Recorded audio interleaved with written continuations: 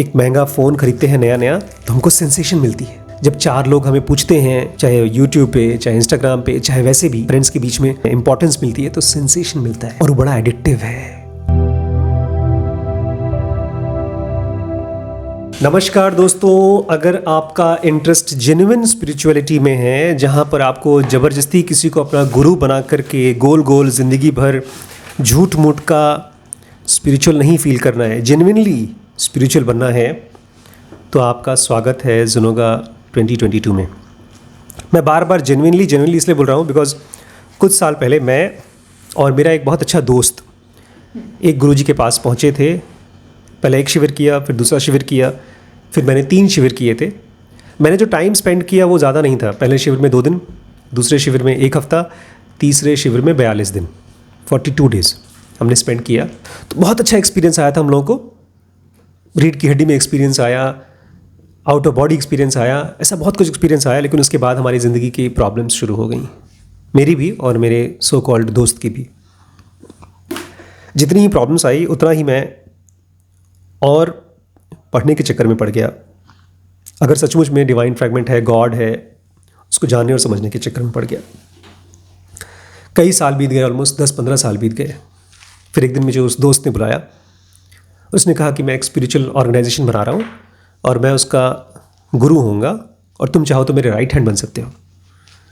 तो मैं बॉम्बे गया था, आई थिंक एमडी करने के टाइम, तो मुझे मिला था लोकल ट्रेन में। बहुत अच्छा दोस्त था मेरा। मैंने कहा यार अभी तो मैं पढ़ाई करूँगा, उसके बाद कोई काम धाम करना, और स्पिरिचुअल बिजनेस मुझे समझ में नहीं आता। मैंने कहा क्या करना होगा गुरु? तो उसने कहा मुझे एक एक्सपीरियंस हुआ है स्पिरिचुअलिटी में और मुझे लगता है कि मैं एनलाइटन हो गया हूँ और अब मैं अपने शिष्यों को रेडी करूँगा और इसको हम फैलाएंगे, इस नॉलेज को, इस ज्ञान को फैलाएंगे। और मैंने कहा मुझे तो हुआ नहीं कुछ। तो उसने कहा कोई बात नहीं, तुम मेरे साथ जुड़ करके तुम सीखते रहना। मुझे ऐसा नहीं लगा कि मुझे वो काम करना चाहिए। मैं वहाँ से हट गया, मैं चला गया पढ़ाई करने के लिए एमडी। फिर शादी भी हो गई, मुझे बेटा भी हो गया, श्रीश हो गया। फिर वापस एक दिन मुझे उसको यूट्यूब पे देखा मैंने, और उसके ढेर सारे शिष्य, ऑलमोस्ट 8-10 तो फुल टाइम शिष्य, जो अपने कपड़े चेंज कर चुके थे, जैसे गुरुओं के आश्रम में होता है ऐसे। और ढेर सारे लोग उसकी एक हॉल में पूजा कर रहे थे। मैं क्यूरियस हुआ। वो तो मैंने यूट्यूब पे वीडियो देखा था। बाद में दिल्ली में एक प्रोग्राम हुआ था, मैं वहाँ गया। मैंने उनके शिष्यों को बोला कि मुझे तुम्हारे गुरु जी से मिलना है। तो उसका नाम मैंने बोला, मंगेश गोड़ के नाम है उसका। तो उसके शिष्य ने मुझसे कहा ना आप उनको मंगेश गोड़ के नहीं बोलेंगे, आप उनका नाम बदल चुका है। कहा ठीक है। फिर मैंने कहा मिल सकते हैं उनसे? उसने कहा हाँ मिल सकते हैं। तो एक किसी के फ्लैट में रुके थे वो, मतलब रुका था वो। मुझे बुलाया तो एक सोफ़ा रखा था, उसके ऊपर गुरुजी आके बैठ गए, मतलब मंगेश बैठ गया और मेरे लिए नीचे दरी बिछा दी गई। और उसने भी अपने कपड़े, वाइट कपड़े, सर पे एकदम दुपट्टा उपट्टा बांध कर, वाइट कलर का कपड़ा बांध कर, साईं बाबा टाइप का, और बहुत सीरियस टोन से बताइए आशीष जी क्या काम है आपको, क्या प्रॉब्लम है आपको। ऐसा लगता है जैसे मैं किसी फिल्म के एक्टर से बात कर रहा हूँ। मुझे लगा I have absolutely nothing to say to him. वो मुझसे बार बार पूछ रहा था कि तुम्हें कोई प्रॉब्लम है तो बताओ, मैं तुम्हारी प्रॉब्लम सॉल्व कर सकता हूँ। मैंने कहा मेरे पास तो कोई प्रॉब्लम नहीं, तो मैं तुमसे मिलने आया हूँ। तो उसने फिर कहा कि मेरी स्पिरिचुअल जर्नी में तुम्हारा बहुत इंपॉर्टेंट रोल था, रोल हो गया पूरा। मैंने कहा ठीक है, बाय बाय, सी यू। ना उसने मेरे बारे में कुछ पूछा, ना ही तो मैंने उसके बारे में कि क्या किया, क्यों किया। और उसके बाद से आज तक वो एक गुरु बन के लोगों के साथ मिल रहा है। लेकिन मुझे लगता है इसमें एक कुछ एलिमेंट ऑफ फेकनेस है, क्योंकि हर एक आदमी का गुरु मतलब एग्जैक्ट गुरु का मतलब होता है द डिस्पेलर ऑफ डार्कनेस, अंधेरे को ख़त्म करने वाला। गुरु शब्द का मतलब होता है अंधेरे को ख़त्म करने वाला। और अंधेरा, हम सबकी लाइफ में जो अंधेरा है वो इंडिविजुअल लेवल पे है, हमारे अंदर है। हम अपने थॉट्स के और अपने डिज़ायर्स के बीच में, अपने इमोशंस के बीच में पहचान नहीं पाते कि किसको चूज़ करें, क्या करें, किस चीज़ से मैं अपने पर्पस को, अपनी रियलिटी को जान पाऊंगा? हम समझ नहीं पाते। इसलिए जैसे ही कोई मुझसे कहता है कि फला फला गुरु हैं, उनके बारे में, जैसे आचार्य प्रशांत के बारे में बहुत से लोग पूछते हैं कि आपका ओपिनियन क्या है। जहां पर कोई भी आदमी किसी को अपना शिष्य मानता है या कोई आदमी किसी को गुरु मानता है, उसमें थोड़ा सा एलिमेंट ऑफ फेकनेस आ जाता है। मैंने भी आजकल अपने जो नए वीडियोस हैं उसमें आशीष स्पिरिचुअल गुरु की तरह अब डालना शुरू कर दिया है, प्रमोट करना शुरू कर दिया है। लेकिन मैं फिर से कहूँगा, मैं अपना खुद का गुरु हूँ। मेरे अंदर डिवाइन फ्रैगमेंट है, वो मुझे एक लाइट देता है और उसी लाइट को मैं आज आप तक पहुँचाने की कोशिश करता हूँ। लेकिन उस लाइट से आपका बहुत फ़ायदा नहीं होगा। आपकी जो यात्रा आगे बढ़ेगी वो आपके अंदर की लाइट से बढ़ेगी।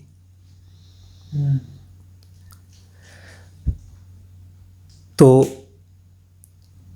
जेन्युइन स्पिरिचुअलिटी वो होती है जहां पर हर रोज आप अपने अंदर जानना चाहते हैं, आप फ्री होना चाहते हैं। उसमें अगर सामने वाला आपको हेल्प करता है, आप उसको सरेंडर करना चाहते हैं, तो यू आर मोस्ट वेलकम। जब मैं कहता हूं फेक गुरु, तो उसका मतलब ये नहीं कि कोई आदमी किसी को चीट करने की कोशिश कर रहा है। एक एलिमेंट ऑफ फेकनेस है। जैसे अगर मैं रिम्पी को, अपनी वाइफ को बोलना शुरू कर दूं तो मेरी पूजा करो क्योंकि मैं गुरु, तो वो फेकनेस हो जाएगा, एलिमेंट ऑफ फेकनेस आ जाएगा। मैं इसलिए मंगेश के बारे में बात कर रहा हूं आज, क्योंकि ही डिड नॉट वेट। एक आदमी, उसने मुझे मेरे लिए वेट नहीं किया कि अगर वो गुरु है और मैं उसको अपना गुरु मानना चाहता हूं तो मैं उसको डिस्कवर करूं फटाफट। एक स्पिरिचुअलिटी में एक और सिस्टम चलता है इनिशिएशन का। इनिशिएशन मतलब एक गुरु एक शिष्य को अपने अंदर लेता है, उसको सिखाता है। ये इनिशिएशन का प्रोसेस इतना खराब हो चुका है कि लोग कैलकुलेट करते हैं कि हमारे कितने शिष्य हैं, कितने फॉलोअर्स हैं। जैसे यूट्यूब पे सब्सक्राइबर्स काउंट करते हैं, ऐसे ही जेन्युइन गुरुज बहुत कम हैं। जेन्युइन गुरुज जिनको बाहर कुछ नहीं चाहिए। मेरा जो सबसे बड़ा नुकसान हुआ है फिजिकल गुरु से, वो बाहर की तरफ भागना हुआ। कि अगर मैं पढ़ाई में कमज़ोर हूँ, एग्ज़ाम में फेल हो रहा हूँ, मेरे पास जॉब नहीं है, कोई बीमार है, कुछ भी प्रॉब्लम है, तो मैं जाकर गुरु के सामने मत्था टेकता था, मूर्तियों के सामने मत्था टेकता था, ध्यान भी करता था, और इसी उम्मीद में कि क्या पता मेरे गुरु खुश हो जाए। गुरु खुश नहीं होते, गुरु दुखी नहीं होते, गुरु फिजिकल नहीं होते। इसीलिए अगर आप किसी को फिजिकल लेवल पे अपना गुरु मानते हैं तो उसमें एलिमेंट ऑफ फेकनेस है। मैं भी सहज जी को अपना गुरु मानता हूं, लेकिन वो फिजिकली है नहीं दुनिया में। मैं रमण महर्षि को भी अपना गुरु मानता हूं, वो फिजिकली नहीं है। अगर फिजिकली होते तो भी शायद मैं उनके पास जाता। फिर भी हमारे सबके गुरु हमारे अंदर ही हैं। इसलिए ज़नोगा एक ऐसी यात्रा है जिसमें कि आप अपने आप को खोजेंगे, अपने आप को डिस्कवर करेंगे। और अगर आप ये पूछते हैं मैं कौन हूं आपका, तो मैं आपकी छाया हूं। I am just your shadow. हमें अपनी छत्र छाया में ले लें गुरुजी। कल मैंने आपसे बात की थी, सबसे बड़ी प्रॉब्लम स्पिरिचुअल रास्ते पे, सबसे बड़ी प्रॉब्लम क्या है? ये ट्रिफल्स। माइक लेके बताओ। ट्रिफल्स क्या होता है ट्रिफल्स? जो छोटी छोटी चीज़ें होती है हमारी लाइफ में, वो उसको कहते हैं ट्रिफल्स। जैसे? तो हमारी लाइफ की सबसे बड़ी प्रॉब्लम छोटी छोटी चीज़ों में, ये ट्रिफल्स में आती हैं। जैसे कोई एग्जांपल दीजिए ट्रिफल्स का। चाय, जब भी आपको चाय बनाना पड़ता है तो आप वैभव को बुलाती हैं कि वैभव चाय क्यों नहीं बना रहा है, मैं इतने दिनों से चाय बना रही हूँ। टॉयलेट जाना होता है तब गुस्सा आती है, बार बार टॉयलेट क्यों जाना होता है। लेकिन उसमें तो मजबूरी है, कोई और कर नहीं सकता। तो वो भी एक तरीके गुस्सा का तो हाँ, ट्रिफल बिल्कुल है। ट्रिफल, बिल्कुल ट्रिफल है। टॉयलेट साफ करना होता है, वो ट्रिफल है। कपड़े धुलने होते हैं, रखने होते हैं, वो सब। तो इसमें करें क्या आप? ट्रिफल के साथ क्या करना है अपने को? हमें, जब हम लोग ये छोटे छोटे काम कर रहे होते हैं तो हमें शांत रहना है उस टाइम पे, और उस चीज़ को ऑब्जर्व करना है, अपने अंदर में पेशेंस डेवलप करना है। Very good. इसलिए मैं घर में, जैसे आप लोग नहीं मिलते, चाय नहीं बना रहे हैं, अब तो मैं खुद चाय बनाने बना लग लेता हूं। जाते हैं। तो आप लोगों को शायद लगता होगा बड़े कितने महान है बड़े पापा, खुद ही काम कर रहे हैं। नहीं, बस जब मुझे प्यास लगती है तो मैं पानी खुद पीता हूँ। तो जब चाय पीना है तो खुद चाय पीऊँगा, खाना खाना है खुद, अगर कोई दे देता है तो बड़ी बात है, बहुत अच्छी बात है। बट कभी भी पेशेंस लूज अगर कोई चीज़ आपको करा सकती है तो वो आपके लिए ब्लॉक है। फिजिकल वर्ल्ड में कोई भी चीज़ अगर आपका पेशेंस लूज करा सकती है तो आपके लिए ब्लॉक है। आज मैं उस ब्लॉक का सॉल्यूशन की तरफ आगे बढ़ूंगा। सहर जी कह रहे हैं, more spiritual aspirants have fallen back to usual because of failure to sustain enthusiasm for the quest than due to any other single cause. हम लोग आजकल 2 वीडियोस बनाते हैं दिन में, एक वेंचर कैपिटलिस्ट का और दूसरा WBX का। दोनों ही बहुत डीप वीडियोस होती हैं और बहुत लंबी वीडियोस होती हैं। ऐसी वीडियोस होती हैं जिसमें बीच बीच में आपको नींद भी आती रहती है। नहीं आती, आज तो नहीं आई थी ना। लेकिन वैभव ने पूछा कितनी वीडियोस बनाएंगे आप? मैंने कहा सारी, करीब 200-300 वीडियोस बनेंगे उसमें। अगर ये वीडियोस मैं आपको दे दूं आप बनाओ तो शायद 2-4 वीडियोस बना दें या शायद 10 वीडियोस बना दें, उसके बाद छोड़ दें आप, क्योंकि आपके अंदर में एंथुजियाज्म फॉर मेकिंग वीडियोस नहीं है। सहर जी कह रहे हैं सबसे ज़्यादा लोग स्पिरिचुअल रास्ते को छोड़ चुके हैं और वो लोग बैक टू यूजुअल लाइफ आ गए हैं। बैक टू यूजुअल लाइफ मतलब सोना, खाना पीना, टीवी भी देखना, दोस्तों के साथ गप्पे मारना, कमाई को लेकर के चिंता करना, फिर शादी हो जाना, फिर परिवार की चिंता करना, एक बैक टू यूजुअल। और ये क्यों? बिकॉज वो लोग सस्टेन नहीं कर पाए एंथुजियाज्म क्वेस्ट के लिए, स्पिरिचुअल क्वेस्ट के लिए, खुद को जानने के लिए एक एनर्जी चाहिए होती है। जैसे गाड़ी को चलाने के लिए पेट्रोल चाहिए होता है, ऐसे ही किसी भी चीज़ को गहराई से करने के लिए, बहुत लंबे समय तक करने के लिए यू नीड एंथुजियाज्म। अब सुनिए, उस एंथुजियाज्म का नाम दिया है, उसको समझिए एंथुजियाज्म क्या है। वही पूछ रहे थे आप ना। The indispensable quality of enthusiasm is known in Zenoga as Preeti, the genuine element of genuine joy with which we do a thing. Enthusiasm है एक indispensable quality of joy, एक ऐसा joy जो कभी खत्म ही नहीं होता। मैं Zenoga अभी पढ़ा रहा हूँ, 1 साल बाद भी पढ़ा सकता हूँ और 10 साल से पढ़ा रहा हूँ, वो कभी खत्म ही नहीं होता। आप जो फिल्में देखते हैं और फिल्मों को देखते समय आपको मज़ा आता है, वो टेम्पररी जॉय है। अगर एक ही फिल्म को 10 बार देख लीजिए तो आप बोर हो जाएंगे। लेकिन जो क्वालिटी ऑफ जॉय, एंथुजियाज्म जो खत्म नहीं होती, उसको बोलते हैं प्रीति। मुझे पता नहीं, ज़ेनोगा आने के बाद से आ गई, और उसके बाद से खाली ज़ेनोगा में नहीं, ढेर सारी नॉलेज में, थैंक्स टू अमेज़ॉन। अगर अमेज़ॉन नहीं होती तो शायद मेरी लखीमपुर में सबसे अच्छी दुकान होती बुक्स की, क्योंकि मैं हर बार जाता हूँ वहाँ से। और मैंने अभी तक अमेज़ॉन से बुक्स करीब 30-35 लाख रुपए की खरीद ली है, और एक शॉप में करीब 50 लाख की किताबें होती हैं। तो मैं सबसे बड़ा बायर खुद ही होता, रीडर भी होता, बायर भी होता। लेकिन थैंक्स टू अमेज़ॉन कि अब मुझे जाना नहीं पड़ता लखनऊ, और हम लोग खरीदते रहते। बट वो बुक्स क्यों आ रही हैं? क्योंकि मुझे उस बुक्स को पढ़ने से जॉय मिलता है। नॉलेज तो मिलता है, लेकिन नॉलेज से भी ज़्यादा जॉय मिलता है। पढ़ते समय जब मैं डिस्कवर करता हूँ, अभी आज ही मैंने VC में पढ़ा कि एग्जैक्टली कैसे गूगल जैसी कंपनी का, गूगल का फंडिंग हुआ था, वो मुझे जानना था। मुझे टाइम ट्रैवल करके उस जगह पहुँचना था, लैरी और सर्जी ब्रिन के पास बैठ करके। एक TV सीरियल अगर कोई बनाया होता तो उसको मैं देखना चाहता। मैं सर्च करता हूँ अक्सर, पता है, अमेज़ॉन पे या नेटफ्लिक्स पे खोजता हूँ कि इस तरह की कंपनीज़ की कोई सीरीज़ बना दे, कैसे कंपनी बनी, कैसे उनका IPO गया। तो वो ये बुक्स हैं फ़िलहाल। एक बुक को एक अकेले आदमी लिख देता है। पूरी TV सीरीज़ में तो ढेर सारे एक्टर्स वगैरह होते हैं, लेकिन एक बुक को एक आदमी लिखता है। तो इन बुक्स को पढ़ने के लिए मेरे अंदर क्या है? Indispensable quality of enthusiasm. इसलिए मैं आपसे कह रहा हूँ, अगर कोई चीज़ पढ़ने का, जानने का को मज़ा आ रहा है तो उसको छोड़िए मत। अभी आप पढ़ रहे हैं एक book, how to build something, आप पढ़ रही हैं डेल कार्नेगी को। एक एक शब्द अगर पढ़ने में आपको जॉय आ रहा है, जबरदस्ती नहीं पढ़ रही हैं, तो डोंट लेट इट गो।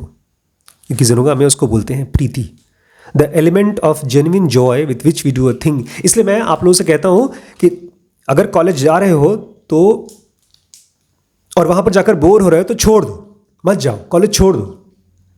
लेकिन जो चीज़ करो वो इसके साथ करो, the element of genuine Joy. Genuine Joy आप एंजॉय करती हैं जब आप कोई ज्वेलरी बनाती हैं, इसीलिए आप करती हैं उसको। जेन्युइन जॉय आप एक्सपीरियंस करती हैं जब आप कमरे की सफाई करती हैं, तभी आप करते हैं। जेन्युइन जॉय वो फ्यूल है जिसके ज़रिए वो काम चलता रहता है। और जिस काम में अपने को जेन्युइन जॉय नहीं मिलता हम छोड़ देते हैं।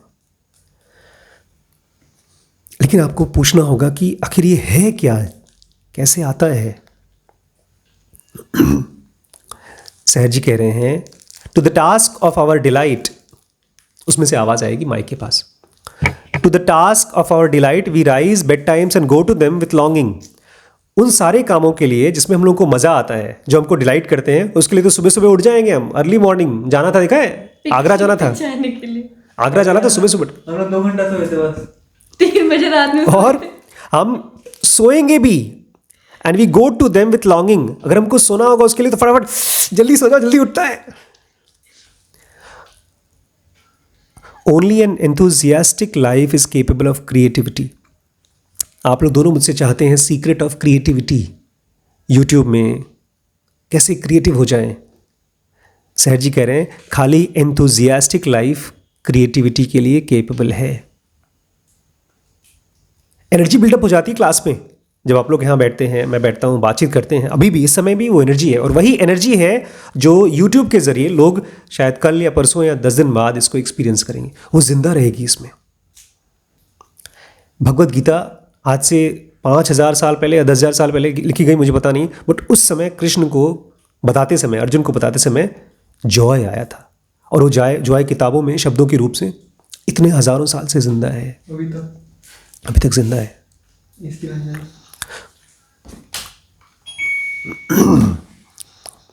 When we live creatively, our actions are not stereotyped, but reveal an individuality of all their own. अब जब हम ये डिसाइड करते हैं कि हम क्रिएटिव लाइफ जिएंगे, तो आपकी जो एक्शंस होते हैं, जो आपकी एक्टिविटीज़ होते हैं, वो स्टीरियोटाइप्ड नहीं होते। स्टीरियोटाइप मतलब घिसे पिटे, बोरिंग नहीं होते। क्रिएटिव होंगे। और बड़ी अजीब सी चीज़ है, जब आप बोरिंग चीज़ों पर ध्यान देंगे तो आपकी लाइफ बोरिंग नहीं होती। जब आप छोटी छोटी चीज़ों पर ध्यान देंगे जो बोरिंग हैं, तो बोर्डम खत्म हो जाता है। ऐसा लगता है कि हमारी आंखों के ज़रिए, हमारे माइंड के ज़रिए जब डिटेल्स पे ध्यान जाता है तो डिटेल्स जिंदा हो जाते हैं। अरे हमारी डिवाइन फ्रैगमेंट ने हमारे बॉडी के अंदर में जान फूंक दी है, लेकिन हम थॉट्स में खो जाते हैं। लेकिन अगर आप क्रिएटिव लाइफ जीते हैं तो आपकी ज़िंदगी स्टीरियोटाइप्ड नहीं होते, आप घिसे पिटे नहीं रह जाएंगे, आप खुद बोरिंग नहीं रह जाएंगे। तो क्रिएटिव लाइफ कैसे पाएं? अभी पता चलेगा। सवाल यह है क्रिएटिव लाइफ कैसे पाएं, अभी पता चलेगा। सब्र रखें, सब्र रखें। The pre condition of enthusiasm is condition of profound interest in any theme, thing और पर्सन। अगर आप ये पूछ रहे हैं कि मुझे एंथुजियाज्म चाहिए, वो जॉय चाहिए, वो क्रिएटिविटी चाहिए, तो उसका एक प्री कंडीशन है, उसके पहले की कंडीशन है। अगर वो आप पा जाइए तो आपको क्रिएटिविटी मिल जाएगी, और वो है प्रोफाउंड इंटरेस्ट। क्या है? प्रोफाउंड इंटरेस्ट, बहुत डीप इंटरेस्ट। जैसे मैंने आपको WBX में पढ़ाया नेटवर्क इफेक्ट, आजकल पढ़ा रहा हूँ WBX, और साथ में VC पढ़ा रहा हूँ, वेंचर कैपिटलिस्ट। कितना इंटरेस्ट है आपको? उतना जितना मैं पढ़ाऊँगा। अगर मैं छोड़ दूँ तो कल से आप नहीं पढ़ेंगे। लेकिन मेरा कितना इंटरेस्ट है इस पर? प्रोफाउंड इंटरेस्ट है।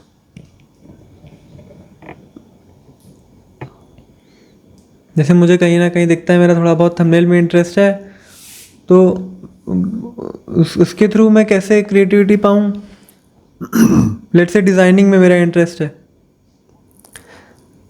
तो उसको परस्यू करो। मुझे अगर VC के वीडियोस बनाने में इंटरेस्ट है तो मैं जाकर के किसी को पूछ नहीं रहा हूँ, अच्छा अगर VC के वीडियो बनाऊँगा तो कितना देर तक आगे बढ़ेगा, वो कितने वीडियो बना पाऊँगा? You don't ask someone. अगर आपका जेन्युइन इंटरेस्ट किसी चीज़ में है तो आप जाकर पूछते नहीं हो कि इसका रिजल्ट क्या होगा। You just do it, you do it and you do it and the result comes. तो अगर आप एंथुजियास्टिक लाइफ जीना चाहते हो तो उसके लिए चाहिए आपको प्रोफाउंड इंटरेस्ट किसी भी थीम में। जैसे वेंचर कैपिटलिज्म एक थीम है। किसी भी पर्सन में, अगर हम किसी की बायोग्राफी पढ़ते हैं, जैसे सहर जी हैं या कृष्णमूर्ति हैं, तो वो एक पर्सन है। या किसी भी चीज़ में, जैसे आपका किसी फ़ोन में या लैपटॉप में, किसी गैजेट में डीप इंटरेस्ट है। Can you imagine enthusiasm without interest? क्या कभी भी आप एंथुजियाज्म को बिना इंटरेस्ट के इमेजिन कर सकते हैं? वो दोनों साथ ही साथ आती हैं। अब आपको रियल सीक्रेट मिलने वाला है जो बहुत से लोगों को कंफ्यूज करता है, बिकॉज बहुत से लोग जल्दबाजी में होते हैं समझने के। बड़ी मम्मी को भी कंफ्यूज कर रहा था ये, और ज़रा सा अनअवेयर हो जाएंगे तो कंफ्यूजन वापस आ जाएगा। लेकिन अगर आप समझ गए, घुस गए इसके अंदर, ये चीज़ आपके दिमाग की गहरे में घुस गई, समझ, खाली बातचीत नहीं, तो मामला बदल जाएगा हमेशा के लिए। अगर आपको प्रोफाउंड इंटरेस्ट समझना है तो ऑपोजिट ऑफ प्रोफाउंड इंटरेस्ट पढ़िए। The opposite of profound interest is not only indifference. हम लोगों को लगेगा कि अगर प्रोफाउंड इंटरेस्ट है, गहरा इंटरेस्ट है, तो उसका ऑपोजिट क्या होगा? इनडिफरेंस। मुझे कोई इंटरेस्ट नहीं है ना। उससे भी खतरनाक और उससे भी भरमाने वाला, भटकाने वाला एक और दूसरा एलिमेंट है, और वो है शैलो इंटरेस्ट। शैलो इंटरेस्ट मतलब वीसी। जैसे कल गौरी ने बताया कि एनडीटीवी वही कंपनी है ना जिसमें अर्नब गोस्वामी था। तो इसको कैसे पता? क्योंकि इसने कहीं पढ़ा है या सुना है या देखा है कोई वीडियो, और उससे she is not more curious. NDTV में या अर्नब गोस्वामी में बहुत ज़्यादा इंटरेस्ट नहीं है इसका, बट शी नोज इट। तो ये शैलो इंटरेस्ट है। एक आदमी समुद्र में कूदता है, उसको खजाना चाहिए तो गहराइयों को छूना पड़ता है, लेकिन हम जाते हैं समुद्र में, नहा धोकर वापस आ जाते हैं। हमारा शैलो इंटरेस्ट की वजह से कभी डेप्थ में जा ही नहीं पाते। हमारे पास ढेर सारे इंटरेस्ट हैं, लेकिन किसी भी चीज में डीप इंटरेस्ट नहीं है। The opposite of profound interest is not only indifference but also shallow interest, which may aptly be called as sensationalism. और इसको अगर सही सही भाषा में कहा जाए तो सेंसेशनलिज्म है। सेंसेशनलिज्म मतलब हमारी सेंसेस को मजा आ जाए। आपने एक वीडियो देखा, मजा आ गया। आपने एक वीडियो अपलोड किया, उसमें 50,000 व्यू आ गए, मजा आ गया। वो नंबर का कोई वैल्यू नहीं है। आज अगर मेरे अकाउंट में इसी समय अगर 1 करोड़ रुपए रखे हों, तो मैं शाम को चाय पीता हूं तो बिस्किट ही खाता हूं ना, तो 1 करोड़ रुपए खाता तो नहीं हूं। हम सेंसेशन चाहते हैं। हम जब एक महंगा फ़ोन खरीदते हैं नया नया, तो हमको सेंसेशन मिलती है। हम नया कपड़ा पहनते हैं तो सेंसेशन मिलती है। जब 4 लोग हमें पूछते हैं, चाहे यूट्यूब पे, चाहे इंस्टाग्राम पे, चाहे वैसे भी फ्रेंड्स के बीच में लोग हमको पूछते हैं, इंपॉर्टेंस मिलती है, तो सेंसेशन मिलता है। और वो बड़ा एडिक्टिव है, उसको पूरी ज़िंदगी जीते रहते हैं। और ये है opposite of profound interest. Raman महर्षि को और कृष्णमूर्ति को सेंसेशनलिज्म नहीं चाहिए था। तो अगर आप इस चीज़ को अपनी लाइफ से ख़त्म कर सकें तो आपको प्रोफाउंड इंटरेस्ट के दर्शन हो सकते हैं। शैलो इंटरेस्ट को हम सेंसेशनलिज्म कहते हैं। Genuine enthusiasm is rooted in profound interest, an interest which borders on commitment and so draws sustenance from the very depth. Genuine enthusiasm का जड़ कहाँ है? जेन्युइन एंथुजियाज्म आता है प्रोफाउंड इंटरेस्ट से। और प्रोफाउंड इंटरेस्ट क्या होता है? वो चीज़ होती है जो कमिटमेंट से आती है। आपने मुझसे कहा, बड़े पापा मैं आपके वीडियोस एडिट करूंगी, सारे के सारे 1 साल तक मैं आपके वीडियोस एडिट करूंगी। आपने बोल दिया, कल भूल गए। ये है लैक ऑफ कमिटमेंट। अच्छा, कमिटमेंट दूसरे को नहीं होता, कमिटमेंट खुद को होता है। Which borders on commitment and so draws sustenance from the very depth. जैसे कुछ जड़ पेड़ होते हैं, बहुत ऊंचे जाते हैं, लेकिन उनकी जड़ बहुत नीचे जाती है। कुछ पेड़ होते हैं जो छोटे होते हैं, उनकी जड़ बहुत गहरी नहीं होती। अगर आप किसी चीज़ के लिए बहुत ज़्यादा कमिटेड हैं तो मरती नहीं है, ख़त्म नहीं होती। मैं आज तक वेट कर रहा हूँ पिछले 5 साल से 6 साल से कि एक दिन मैं कोई वीडियो ना बनाऊँ, देखूँ, लेकिन रुकता ही नहीं है। नहीं, मैं वेट कर रहा हूँ कि अब छोड़ दो वीडियो बनाना, अब कुछ और करें यार लाइफ में। जैसे हमारे चाचा लोगों ने बिजनेस चालू किया, छोड़ दिया, ऐसा कुछ। इसके पहले तो कुछ चालू नहीं होता था। कोई बिजनेस चालू कर रहे हैं, नहीं हो रहा है। कोई बुक शुरू कर रहे हैं, नहीं हो रहा है। कॉलेज की पढ़ाई शुरू करते थे, नहीं होती थी। स्कूल की पढ़ाई नहीं होती थी। A person who is full of such commitment to the quest is too enthusiastic to experience dullness even in the routine or to be deterred by the trifles however frequent or obstacles however great. एक आदमी जो quest के लिए, अपनी spiritual quest के लिए या अपने करियर के क्वेस्ट के लिए या किसी भी तरह के क्वेस्ट के लिए बहुत ज़्यादा कमिटेड है, वो इतना ज़्यादा एंथुजियास्टिक हो जाता है कि उसके लिए डेली रूटीन की लाइफ, डलनेस पता ही नहीं चलती उसको। He is too enthusiastic to experience dullness. आज अगर लाइट चली जाए यहाँ पर, या कोई और प्रॉब्लम आ जाए, पैसे कम हो जाएं, पेशेंट कम आना शुरू हो जाए, कोई और प्रॉब्लम आ जाए, तो भी मेरी लाइफ में डलनेस से कोई फ़र्क नहीं पड़ेगा। क्यों? Because I am too enthusiastic for जनोगा और फॉर टीचिंग। ऐसे आदमी को कितने भी बड़े ऑब्स्टिकल्स हो या कितना भी पुराना ट्रिफल्स हो, डिस्टर्ब नहीं करता। ध्यान रखिएगा, हमारी सबसे बड़े दुश्मन बड़े बड़े और डरावने नहीं होते, वो छोटे छोटे और ट्रिफल्स होते हैं। और ये इसलिए है because we are very interested but only superficially. अंग्रेजी में एक बहुत फेमस कहावत है, लोगों ने इसको मजाक करना शुरू कर दिया है। I am jack of all but master of none. Jack of all मतलब मुझे सब कुछ पता है आज, लेकिन मुझे अल्ट्रासाउंड नहीं करने आता, मैं काउंटर पे काम नहीं कर सकती, मतलब मैं सारे काम जो है कुछ कर नहीं सकती, लेकिन इंटरेस्ट सब में है मुझे। Be specialist, get interested into something very deeply, commit yourself to it for a long long time. Matrix में नियो फंस गया, कहाँ? Train station. ट्रेन स्टेशन याद है? और वहाँ पर ट्रेन मैन था जिसने वो ट्रेन स्टेशन को बनाया था। तो ट्रेन मैन बोलता है नियो को, ओ तुम यहाँ फंस गए। तो बोलता है मुझे यहाँ चलना है, मुझे यहाँ से बाहर निकालो। बोलता है जहाँ तक मेरा ख्याल है तुम यहाँ पर लॉन्ग लॉन्ग टाइम तक रहोगे। लेकिन उसको कुछ देर बाद ही निकल जाता है वो, क्योंकि ही वॉज डीपली, खैर वो तो फिल्म है, but anybody who is too deeply interested into something, उसको लाइफ पकड़ नहीं पाती है। लाइफ गहराइयों को फंसा नहीं पाती, क्योंकि लाइफ को ही गहराइयां फोर्स देती हैं। गहराइयों में जाइए। ऐसा था क्या ट्रेन स्टेशन? ट्रेन स्टेशन दो दुनिया के बीच की दुनिया थी, no man's land kind of thing. But मेरा पॉइंट यहां पर है, be deeply interested in something. और उसके लिए मत पूछिए कितने साल, कितने महीने, आई डोंट नो।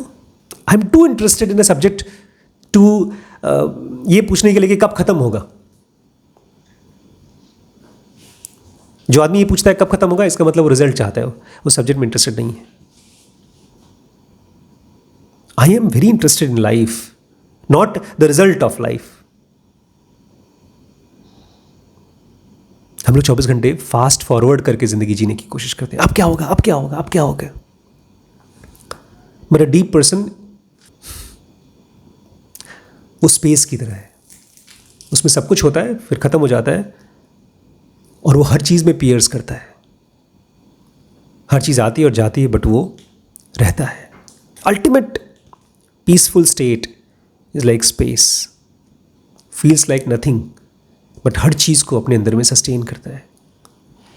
इसलिए गेट स्लो, गेट इंटरेस्टेड। अभी भी ये सब्जेक्ट मैंने पूरा नहीं किया है। अभी दो बहुत बड़े विलन हैं जो आपके डीप इंटरेस्ट को रोकेंगे।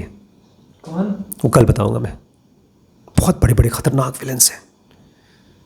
और वही विलेंस हैं जो सबसे कंफ्यूजिंग भी हैं, क्योंकि जो मैं आपको बताऊंगा एग्जैक्टली उसका उल्टा सारी दुनिया मानती है और कोशिश करती है, इसलिए डीप इंटरेस्ट में जा नहीं पाती। अगर वो समझ गए, कोई थोड़ा सा बोल दीजिए। एक दिन और, have patience, learn to wait, learn to wait. ठीक है दोस्तों, आप भी एक दिन वेट कर लीजिए, कल उसको हम लोग डिस्कस करेंगे। और इस वीडियो को लाइक करके कुछ ग्रुप्स में शेयर करिए। और अगर इस पूरी सीरीज़ को देखना चाहते हैं तो ज़ेनोगा बेसिक और एडवांस कोर्स के साथ हमारे साथ आ सकते हैं आप। और भी हमारे कोर्सेज है, वेंचर कैपिटलिज्म का नया कोर्स आया है, उसको ज़रूर एक्सप्लोर करिएगा। WBX इज़ वेरी पावरफुल अगर आप बिजनेस में इंटरेस्टेड हैं। और अगर आप हमारे साथ रहना चाहते हैं आश्रम में, तो ज़ेनोवेले के लिए डोनेट करिए।